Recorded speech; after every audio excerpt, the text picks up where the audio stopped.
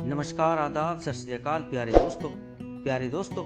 आज की कहानी एक मूर्ख स्त्री की है कि एक स्त्री की मूर्खता किस हद तक हो सकती है।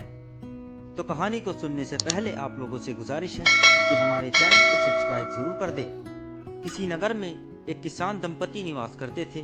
किसान तो बूढ़ा हो चुका था, जबकि उसकी पत्नी अभी तक जवान थी। एक दिन एक ठग ने उसे घर से निकलते हुए देख लिया। उसने उसका पीछा किया और उसके सामने जाकर बोला, सुंदरी, मैं तो विधुर हूँ और बूढ़े की पत्नी होने के कारण तुम भी विधवाओं जैसा ही जीवन व्यतीत कर रही हो।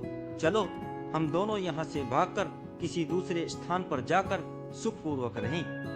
किसान की पत्नी को सुझाव पसंद आ गया। अपनी सहमति जताकर वो घर लौट गई।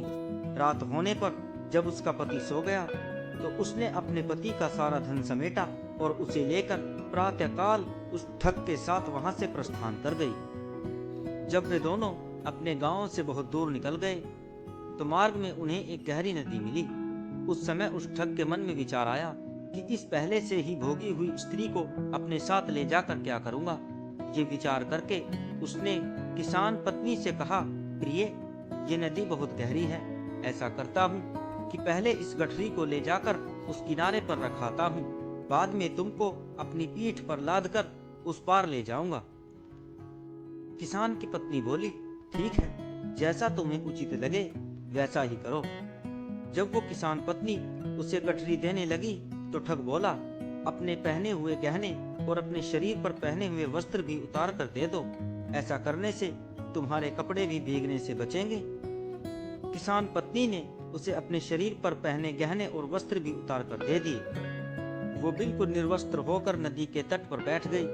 ठग उन वस्तुओं को लेकर नदी के दूसरे किनारे पर पहुंचा और फिर कभी लौटकर नहीं आया।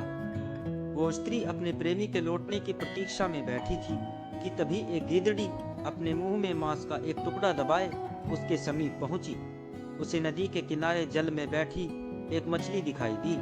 उसने मांस का टुकड़ा जमीन पर रखा और उस मछली पर झपटी।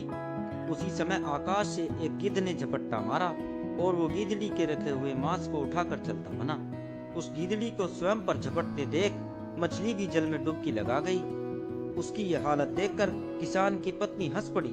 वो गीदड़ी से बोली, अरे मूर्ख, सब कुछ खोकर भी अब तुम किसकी राह देख रही हो। गीदड़ी उसकी ओर उपहास भरी नजरों से देखती हुई बोली, मूर्ख, किसे कह रही हो नादान स्त्री?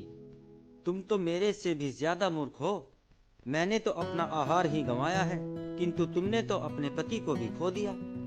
प्रेमी भी हाथ से गया और अब साथ लाए धन को भी गंवाकर नदी किनारे नंगी होकर बैठी हो। तुम अब किसकी राह देख रही हो? मगर ये कहानी सुनकर वानर ने कहा, कृतघ्न, मैं तुम्हें कोई उपाय नहीं बताऊंगा।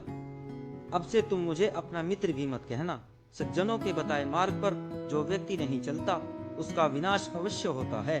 वो व्यक्ति उसी प्रकार नष्ट हो जाता है जैसे घंटाधारी ऊंट हुआ था। तो प्यारे दोस्तों, ये छोटी सी कहानी आप लोगों को कैसी लगी कमेंट बॉक्स में जरूर बताएं।